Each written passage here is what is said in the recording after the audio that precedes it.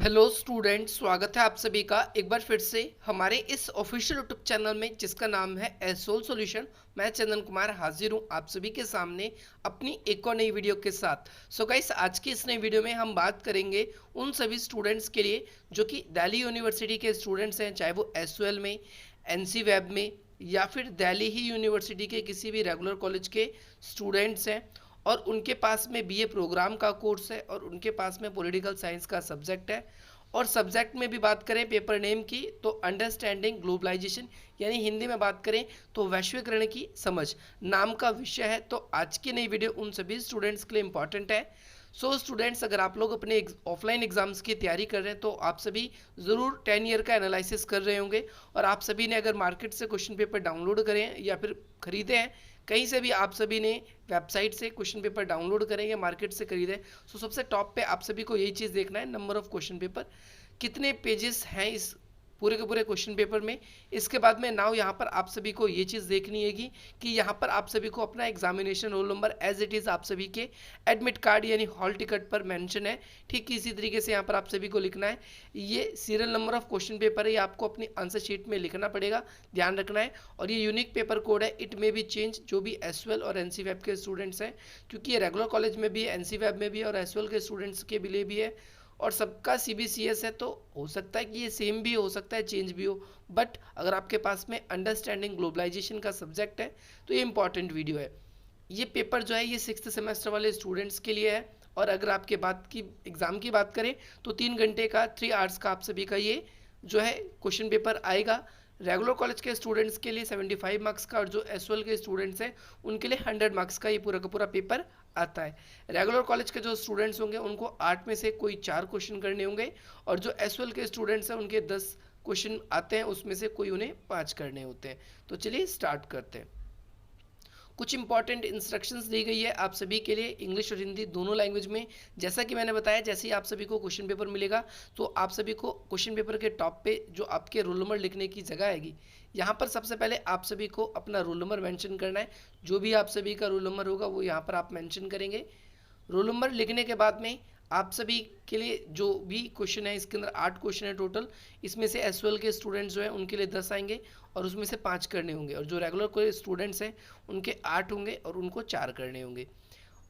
जितने भी क्वेश्चन हैं ये सभी इक्वल मार्क्स के आएंगे। और इसके अलावा आप आंसर देने की बात करते हैं तो किसी भी एक लैंग्वेज में, या तो इंग्लिश लैंग्वेज में या फिर हिंदी लैंग्वेज में, किसी भी एक मीडियम में आप अपने आंसर्स को दे सकते हैं। इसके बाद हम बात करें तो ये हिंदी में इंस्ट्रक्शंस आप सभी के लिए वही चीज़ें दी गई है जैसा कि हमने बताया। आप सभी इंग्लिश मीडियम के हैं तब भी आप हिंदी में आंसर लिख सकते हैं। तो फर्स्ट क्वेश्चन आप सभी की स्क्रीन पर आ चुका है। ये क्वेश्चन है, what do you understand by globalisation. तो ये क्वेश्चन 110% आने ही आना है। अब तक मैं आप सभी के सामने 5वां ये क्वेश्चन पेपर डिस्कस कर रहा हूँ जो कि दिल्ली यूनिवर्सिटी की ओर से आप सभी के लिए समय समय पर जो आपके पहले पेपर होते थे उसके क्वेश्चन पेपर है। और इसी बिहाफ पे आप सभी का 70 से 80% जो पेपर है वो आप सभी का इसी बिहाफ पे बनने वाला है। तो अगर आप अपने एग्जाम्स की तैयारी कर रहे हैं तो इन वीडियोस को ज़रूर देखिए। जो क्वेश्चन यहाँ पर आए हुए हैं वो सेम एज इट इज़ आप सभी के एग्जाम में देखने को मिलने वाले हैं। तो नाउ यहाँ पर सबसे पहले आप सभी को ये समझना है कि ग्लोबलाइजेशन है क्या। ये क्वेश्चन पक्का आएगा और इसके बाद में आपको इसके मेरिट्स और इसके डीमेरिट्स, यानी इसके लाभ और इसकी हानियाँ, ये आपसे पूछे गए हैं। लाभ और इसकी हानियाँ, या हम कहें इसकी गुणवत्ता और इसकी कमियाँ, ये भी कह सकते हैं। तो वैश्वीकरण आखिर है क्या, पहले हम इसको समझते हैं और इसके बाद में इसकी कमियाँ और इसकी गुणवत्ता को भी हम समझेंगे। तो भाई वैश्वीकरण की अगर हम बात करें तो वैश्वीकरण अगर आप देखेंगे, वैश्वीकरण तो ये 2 शब्दों से मिलकर बना है, विश्व जमा एकीकरण, विश्व जमा एकीकरण। और इस वैश्वीकरण शब्द को आप अच्छे तरीके से समझ सकते हैं। विश्व का मतलब होता है पृथ्वी या फिर विश्व के सभी देश, और एकीकरण का मतलब होता है समाहित होना। क्या होना, समाहित होना। विश्व के सभी देश आज एक दूसरे से व्यापार करने के लिए, एक दूसरे से अपनी सीमाओं को बुलाकर किस किस चीज़ का स्वतंत्र रूप से आदान प्रदान कर रहे हैं, तो पूंजी का, वस्तु का, ज्ञान का और तकनीकों का। तो अगर आप अलग अलग तरीके की तकनीकें, अगर आप अलग अलग तरीके की बुक्स पढ़ेंगे तो उसके अंदर वैश्वीकरण की अलग अलग परिभाषा है। कई लोग वैश्वीकरण को प्रवाह के रूप में, यानी फ्लो, प्रवाह के संदर्भ में समझते हैं, संदर्भ में। तो आप लोग वैश्वीकरण को अलग अलग तरीके से समझ सकते हैं। तो ये वैश्वीकरण आखिर है क्या, अगर आप इसको और ज़्यादा डिटेल वाइज समझना चाहते हैं तो इसके लिए वीडियो ऑलरेडी अपलोडेड है। आप भूमंडलीकरण और वैश्वीकरण एक ही चीज़ होती है, तो आप वो सर्च करेंगे, आप सभी को मिल जाएगा वैश्वीकरण और भूमंडलीकरण क्या होता है, आपको कंप्लीटली उसमें समझाया गया है। अब इसकी कमियां, इसके लाभ और इसके हानियां पूछी गई है। तो इसके लाभ की बात करेंगे हम तो कई सारे लाभ है। सबसे पहला क्या है कि विदेशी निवेश बढ़ाता है, विदेशी निवेश में वृद्धि, सबसे पहला कार्य ये है। दूसरे कार्य की बात करें तो रोजगार के नए अवसरों, रोजगार के नए अवसरों में वृद्धि, नए अवसरों में वृद्धि, सबसे दूसरा कार्य यह है। तीसरे कार्य की बात करें अगर हम, तो तीसरा कार्य या तीसरा इसका जो लाभ हुआ है वैश्वीकरण का, तकनीकों का आदान प्रदान। आपको इतने छोटे छोटे पॉइंट नहीं लिखने, लेकिन यहाँ पर मैं आप सभी को बस एक्सप्लेन करने की कोशिश कर रहा हूँ कि आपको कौन कौन से पॉइंट इसके अंदर एक्सप्लेन करने हैं। डिटेल वाइज हम अलग अलग वीडियोस में बात करेंगे, क्योंकि आपको क्वेश्चन समझना है मेनली, क्योंकि यहाँ पर क्वेश्चन पेपर आपको समझना है कि क्वेश्चन कैसे आ रहे हैं, कौन कौन से क्वेश्चन मेरे को प्रिपेयर करने। अब इसकी हम हानियों के बारे में बात करेंगे, क्या क्या इसकी कमियाँ हैं। तो भाई एक सिक्के के दो पहलू होते हैं, एक सिक्के के दो पहलू होते हैं। जैसे किसी चीज़ के लाभ होते हैं तो वैसे किसी चीज़ की हानियाँ भी होती है। ऐसे ही तो वैश्वीकरण की भी हानियाँ हैं। तो देख रहे हैं वैश्वीकरण के आने से बड़े बड़े उद्योग आ रहे हैं, और इन बड़े बड़े उद्योगों, ये उद्योग क्या कर रहे हैं, कई मजदूरों का, कई व्यक्तियों का अकेले कार्य कर रहे हैं। ये क्या कर रहे हैं, कई मजदूरों का, कई व्यक्तियों का ये अकेले कार्य कर रहे हैं। और इन मजदूरों के जो ये अकेले कार्य, कई लोगों का कार्य अकेले कर ले रही है मशीन, जिससे क्या आ रही है, बेरोजगारियां बढ़ रही है। क्या बढ़ रही है, बेरोजगारियां बढ़ रही है। इसके अलावा देखिए हम बीमारियों का भी, वैश्वीकरण का लाभ मिला बीमारियों को भी। आज एक देश की बीमारी है, चाइना में कोरोना वायरस फैला, पूरी दुनिया परेशान है। ठीक, तो आप ये देख सकते हैं वैश्वीकरण का एक नुकसान क्या है, एक नुकसान ये भी है कि भाई एक देश से जो बीमारी है वो दूसरे देश में भी फैलती है और बहुत तेजी से फैलती है। अगली बात करें हम वैश्वीकरण के नुकसान की, तो वैश्वीकरण के अगले नुकसान है आर्थिक संकट। विश्व की अर्थव्यवस्थाएं एक दूसरे से आज जुड़ चुकी है। आज अमेरिका बहुत सारे देशों में अपना बिजनेस रन ओवर कर रहा है, लेकिन अगर अमेरिका की अर्थव्यवस्था पे कोई संकट आ जाए तो उसका असर पूरी दुनिया पर दिखता है। पूरी दुनिया के बाजार पे चीज़ें महंगी बिकने लगती है, कच्चा तेल महंगा बिकने लगता है, जैसा कि रूस और यूक्रेन के युद्ध के अंदर हम देखते हैं। तो इसके कई सारे आपने मेरिट्स डिमेरिट्स देख लिए, लाभ और हानियाँ देख ली। अब हम बात करेंगे अगले क्वेश्चन की। क्वेश्चन आप समझ चुके होंगे। अगला क्वेश्चन में आपसे वैश्वीकरण की आर्थिक और प्रौद्योगिकी आयाम के बारे में आपसे पूछा गया है। तो वैश्वीकरण के आर्थिक आयाम की बात करें तो कई सारे पॉइंट्स आप इसमें लिख सकते हो। पहला पॉइंट कि भाई आर्थिक रूप से देशों को समृद्ध बनाया, आर्थिक रूप से देशों को क्या बना दिया गया है, समृद्ध। आर्थिक रूप से देशों को समृद्ध बना दिया गया है, एक फैक्टर ये भी आपको याद रखना है। दूसरा, आर्थिक इकोनॉमिक रूप से बात करें तो विश्व व्यापार में वृद्धि। तीसरी बात करें देशों के सकल घरेलू उत्पादन, इसमें वृद्धि हुई है, जिसे हम इन शॉर्ट में जीडीपी या जीएनपी भी बोलते हैं, इसमें वृद्धि हुई है। चौथी बात करें विदेशी मुद्रा का भंडार, विदेशी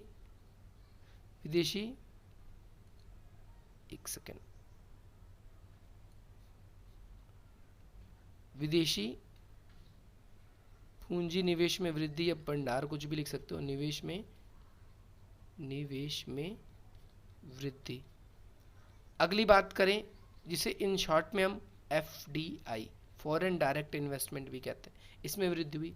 अच्छा, तकनीकी का आयाम की बात करें तो देश सरकारों को बहुत सारे नई टेक्नोलॉजी मिल रही है, जिससे शासन प्रबंधन, देशों के ऊपर निगरानी रखने में, और साथ ही साथ अगर हम बात करें विश्व का व्यापार बढ़ाने में, इन सब चीज़ों में वृद्धि मिल रही है। तो इन आयामों की अलग से वीडियो आप लोगों के लिए सेपरेटली अपलोडेड है, अगर आप लोगों ने नहीं देखा है तो आप देख सकते हैं। बात करेंगे तीसरे क्वेश्चन की, तो इसमें आपको वेरियस चैलेंजेस को बताना है जो कि यूनाइटेड नेशंस के सामने वैश्वीकरण के दौर में, वैश्वीकरण के युग में यूनाइटेड नेशन यानी संयुक्त राष्ट्र संघ के समक्ष कौन कौन सी चुनौतियां हैं? तो बहुत सारी चुनौतियां हैं। जैसे सबसे टॉप पे रखेंगे तो हम आज वर्तमान समय में पर्यावरण की चुनौती, सबसे इम्पोर्टेंट चुनौती है पर्यावरण की चुनौती। आपको इस पॉइंट को एक्सप्लेन करना है।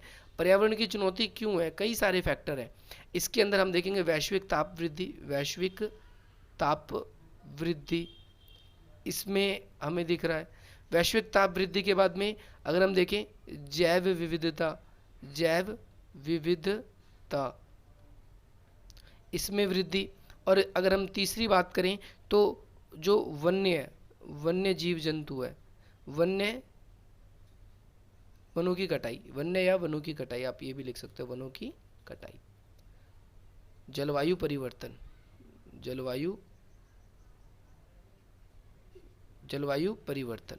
इसके बाद में जलवायु परिवर्तन के बाद में अगर और भी पॉइंट लिखना चाहे तो आप प्रदूषण। तो ऐसे बहुत सारे फैक्टर हमारे सामने निकल के आएंगे जो आज यूनाइटेड नेशन के सामने चुनौती है और यूनाइटेड नेशन उसको जो है उसका सामना नहीं कर पा रहा है। इसके बाद में मानवाधिकारों की रक्षा, मानवाधिकारों की रक्षा, ये एक इम्पॉर्टेंट पॉइंट है, आपको ये लिखना है। दूसरा पॉइंट ये है। तीसरे पॉइंट की बात करें तो हम तीसरा पॉइंट है वैश्विक विश्व या वैश्विक शांति व सुरक्षा स्थापित करना, ये भी एक चुनौती है। ये एक छोटे छोटे पॉइंट है, इन पॉइंट्स को मैं एक्सप्लेन करूंगा। अभी की वीडियो में तो नहीं हो पाएगा क्योंकि अलग से इन सब हर एक टॉपिक के ऊपर अगर मैं आपको समझाऊं तो एक एक लेक्चर आपके 20-20 मिनट प्लस जाता है, बढ़िया वाला जो लेक्चर हो जिसमें नोट्स के साथ आप लोगों को मैं समझाऊं। तो नहीं तो अगर वैसे बोर्ड वाइज समझाऊं, इसे लिख के समझा रहा हूं तो आपको कई कई दिन लग जाएंगे, कई कई घंटे लग जाएंगे, जब जाके आपका एक टॉपिक खाली क्लियर होगा। इसके बाद में अगर हम बात करें अगर चुनौती के सामने तो आर्थिक और ये चुनौती होगी। अगला है विकसित देशों के वर्चस्व से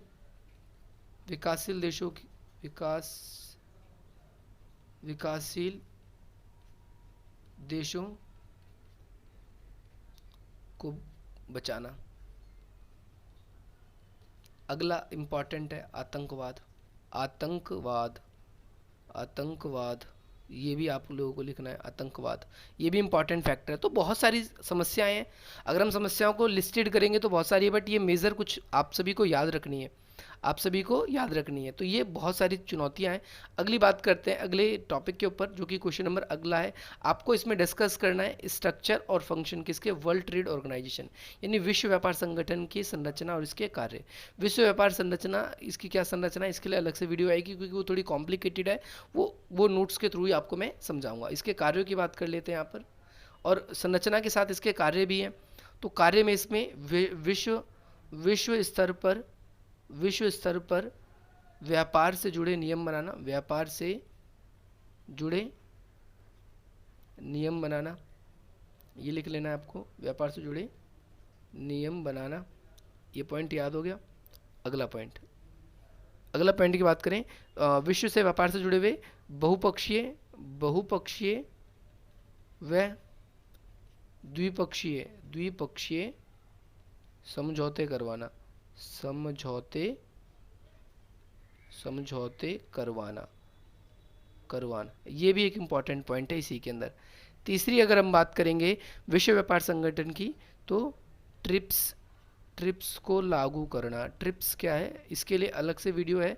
trade related intellectual property rights यानी बौद्धिक, इसको हिंदी में बोलते हैं बौद्धिक संपदा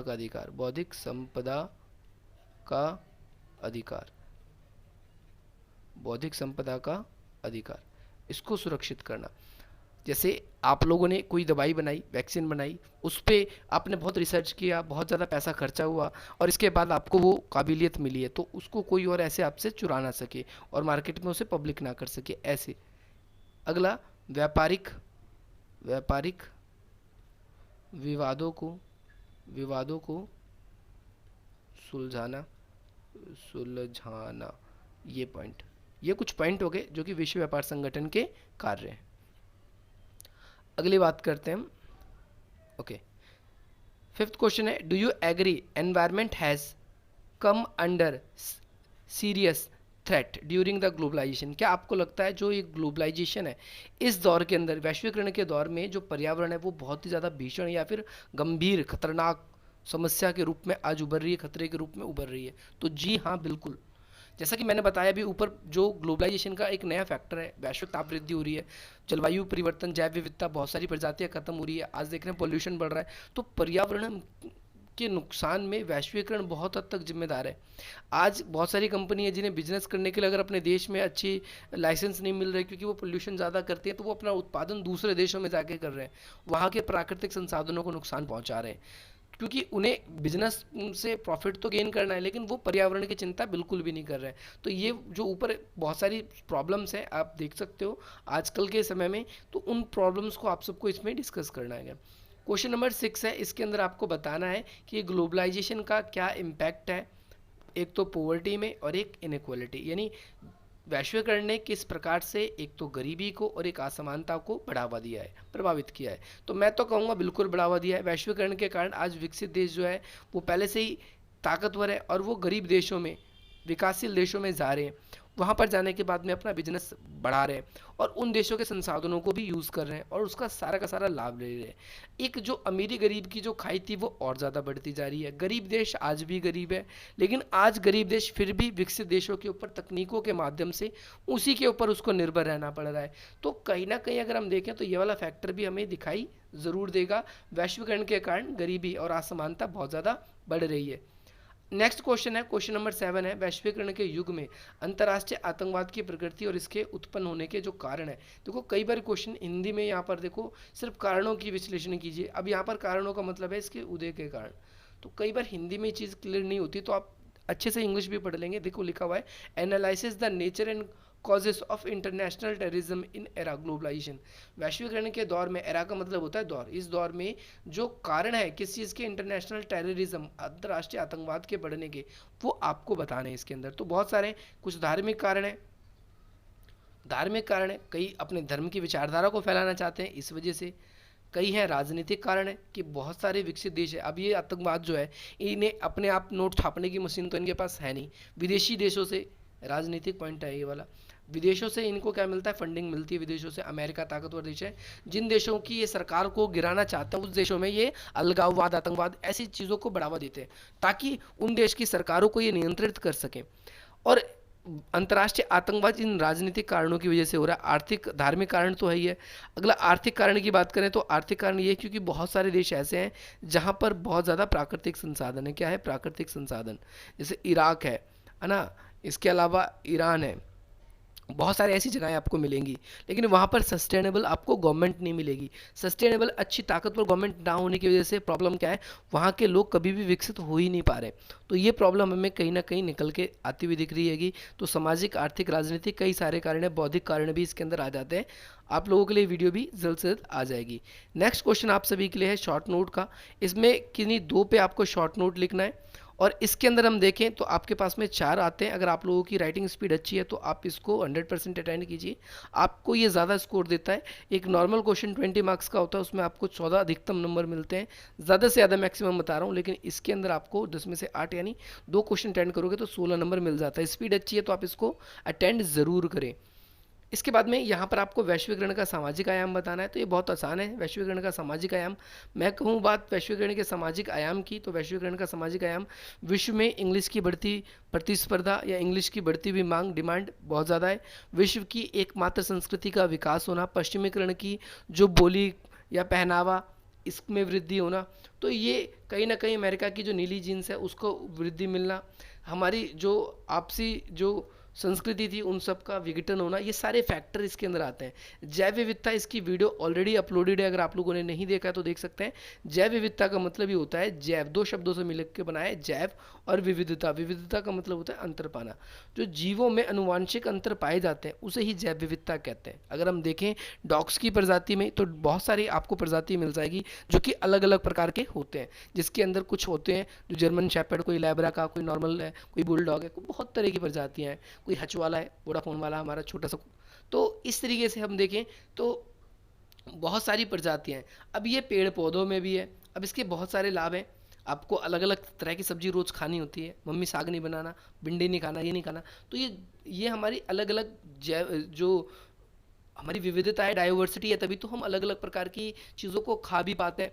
या हमें देखें, अगर जो मीट वगैरह के शौकीन है, जो नॉनवेज वगैरह के शौकीन है, तो उनको भी इसी तरीके से अलग अलग तरीके की चीज़ें खाते हैं वो। तो ये कहीं ना कहीं हमारे मेडिसिन बनाने में, कहीं ना कहीं हमारे फूड के लिए अलग अलग तरीके से हमारे या पर्यावरण संतुलन बनाने में इनका काम होता है। तो जैव विविधता की वीडियो अपलोडेड है और नई वीडियो भी आप लोगों के लिए आज कल में ही अपलोड हो जाएगी, तो आप उसको ज़रूर देखें। अगला क्वेश्चन है राष्ट्र राज्यों का पतन। राष्ट्र राज्यों का पतन क्यों हो गया? क्यों इससे पहले जो सेकेंड वर्ल्ड वॉर से पहले बहुत सारे देश ऐसे थे, जैसे जर्मनी एक महाशक्ति थी, उसका पतन क्यों हो गया? जापान एक महाशक्ति थी, उसका पतन क्यों हो गया? इटली एक महाशक्ति थी, उसका पतन क्यों हो गया? और अगला है संयुक्त राष्ट्र संघ की सुरक्षा परिषद, जिसे हम UNSC, United nation security council बोलते हैं। तो यूनाइटेड नेशन सिक्योरिटी काउंसिल क्या है? इसमें दो तरह के मेंबर होते हैं। एक होते हैं परमानेंट, जिसे हम स्थायी बोलते हैं, इसके अंदर 5 मेंबर हैं, और 10 होते हैं इसके अस्थायी, जिसे हम अस्थायी अस्थायी ये अस्थायी लिखा है, आपको ध्यान रखना है। इसके अंदर 10 मेंबर है। 2 वर्षों के लिए चुनाव होता है। कोई भी अंतर्राष्ट्रीय स्तर पर शांति सुरक्षा से जुड़ा हुआ अगर निर्णय लेना होता है यूएनओ के अंदर, तो वो इसकी सहमति के बगैर नहीं लिया जा सकता। अगर किसी एक भी सदस्य, 5 जो स्थायी सदस्य हैं, इनको वीटो पावर प्राप्त है। वीटो वीटो अगर किसी के एक भी सदस्य ने मना कर दिया कि भैया ये निर्णय ना हुई, तो वो बिल्कुल भी नहीं होगा, वो बिल्कुल भी नहीं होगा। और अगर हम इसके अंदर देखें और भी कुछ इंपॉर्टेंट फैक्टर, तो अगर कोई भी निर्णय लेना है तो 5 तो स्थायी का सहमत होना जरूरी है, और अस्थायी में 4 का सहमत होना, यानी 5 + 4 = यहाँ पर 9 आ जाएगा। तो 9 सदस्यों का होना जरूरी है। इसके अलावा अब हाल ही के समय में हम देख रहे हैं, इसके अंदर सुधार की बात हो रही है कि इसकी सदस्य की संख्या बढ़ाई जाए। तो उसके अंदर अलग अलग देश के लिए अलग अलग स्लैब बनाए गए कि अगर आप लोग निम्नलिखित बातों पे खड़े होंगे, यानी आपकी एक बड़ी अर्थव्यवस्था होगी, बड़ी जनसंख्या वाला देश होगा, विविधता वाला देश होगा, लोकतंत्र वाला होगा, मानवाधिकार का सम्मान होता होगा, ये सारी चीज़ें अगर उस देश में पाई जाती है, तो वो एक सुरक्षा परिषद का स्थायी सदस्य बन सकता है। परंतु अभी तक कोई भी नहीं बन पाया है, और भविष्य में उम्मीद है कि शायद बन जाए। होपफुली नाउ आज की इस वीडियो से आप सभी को बहुत वैल्यू मिली होगी, और इसी प्रकार के इंटरेस्टिंग वीडियोस पाने के लिए आप हमारी वीडियो को लाइक करेंगे, अधिक से अधिक मित्रों तक शेयर करेंगे, और हमारे इस चैनल को सब्सक्राइब करेंगे। चलिए मिलते हैं हम आपसे अपनी अगली वीडियो में। जय हिंद, जय भारत। इसके अलावा अगर आप लोगों ने अभी तक हमारे इस चैनल को सब्सक्राइब नहीं किया तो सब्सक्राइब कर सकते हैं। अगर आप लोग हमारे साथ कनेक्ट होना चाहते हैं तो आप इस तरीके से इस नंबर के थ्रू हमसे कनेक्ट हो सकते हैं। इसके अलावा अगर आप लोग हमारे व्हाट्सअप टेलीग्राम ग्रुप्स में जुड़ना चाहते हैं तो इस नंबर से व्हाट्सअप ग्रुप में जुड़ सकते हैं। टेलीग्राम ग्रुप्स का लिंक डिस्क्रिप्शन बॉक्स में है। इसके अलावा आप हमें इंस्टाग्राम पर या फेसबुक पर भी फॉलो कर सकते हैं, वहाँ पर भी हमसे जुड़ सकते हैं। मिलते हैं हम आपसे अपनी अगली वीडियो में। जय हिंद, जय भारत।